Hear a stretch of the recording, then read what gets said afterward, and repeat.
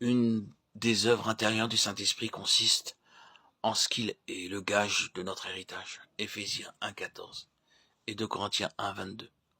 Supposez que vous deviez acheter une propriété. Vous iriez à la ville, vous regarderiez la propriété, et si vous l'aimez, vous proposeriez de l'acheter pour une somme assez importante, car votre cœur a été épris, touché. Parce que vous proposez de l'acheter, vous versez tout de suite une caution, sans hésiter. Cela vous prendra peut-être 1 ou 2 mois pour payer la différence et enregistrer la propriété à votre nom. Mais vous pourrez dire, j'ai versé une caution pour ce terrain. Maintenant, cette maison et ce terrain m'appartiennent. On appelle cela des arts. Et nous voyons dans l'Écriture que le Seigneur Jésus-Christ nous a appelés pour un grand et céleste héritage. 1 Pierre 1,4. Le Seigneur Jésus-Christ désire que vous et moi, nous soyons préparés pour notre part dans l'héritage céleste. Le gage du Saint-Esprit en est la preuve. Le fait même que le Saint-Esprit soit venu en moi pour m'enseigner, pour me montrer toutes choses, est une preuve pour moi du gage de mon héritage et éclaircit tout doute. Je désire cet héritage et maintenant je n'ai aucune aspiration ni désir pour les possessions mondaines. Mon Seigneur a préparé et réservé pour moi un héritage grand, spirituel, inflétrissable, incorruptible, glorieux et céleste. Plus vous permettez au Saint-Esprit de travailler en vous, plus vous aurez la preuve que vous avez reçu le gage. Ceci est un avant-goût de l'héritage céleste. Il vous dit toujours à nouveau de ne pas vous laisser séduire par la richesse de ce monde, car elle passera également, et vous n'emporterez rien avec vous. Aspirez plutôt à votre part dans l'héritage céleste, et soyez prêts pour cela.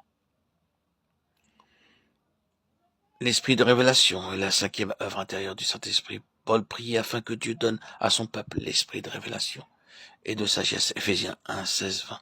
Pourquoi ?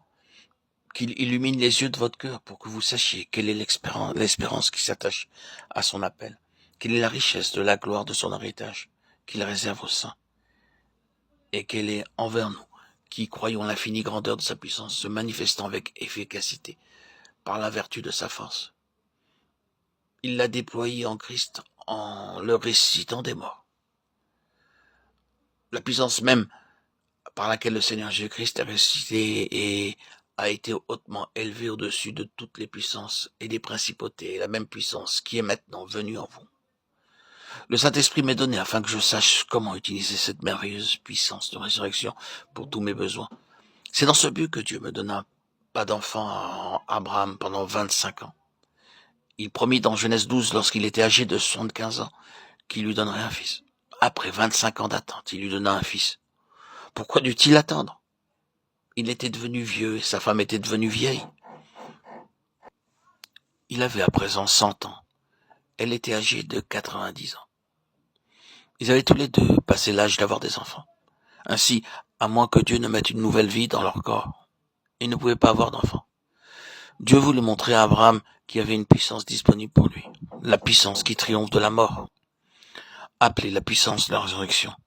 Ce fut par cette puissance que Dieu put dire à Abraham, « Tu verras ma cité qui a de solides fondements, et là tu auras un héritage céleste. » De nos jours, beaucoup de gens désirent la puissance, mais ils désirent la mauvaise puissance. Paul priait selon Philippiens 3,10.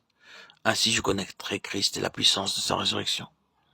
Par cette puissance de la résurrection, vous pouvez triompher de toute barrière, tentation, vaincre tout obstacle. Cette puissance ne sera jamais épuisée, car nous sommes plantés dans la mort aussi bien que dans la résurrection du Seigneur Jésus-Christ. En effet, si nous sommes devenus une même plante avec lui par la conformité à sa mort, nous le serons aussi par la conformité à sa résurrection. Romains 6, 5. Les deux vont ensemble. Maintenant, le Saint-Esprit est venu en moi pour me révéler le secret.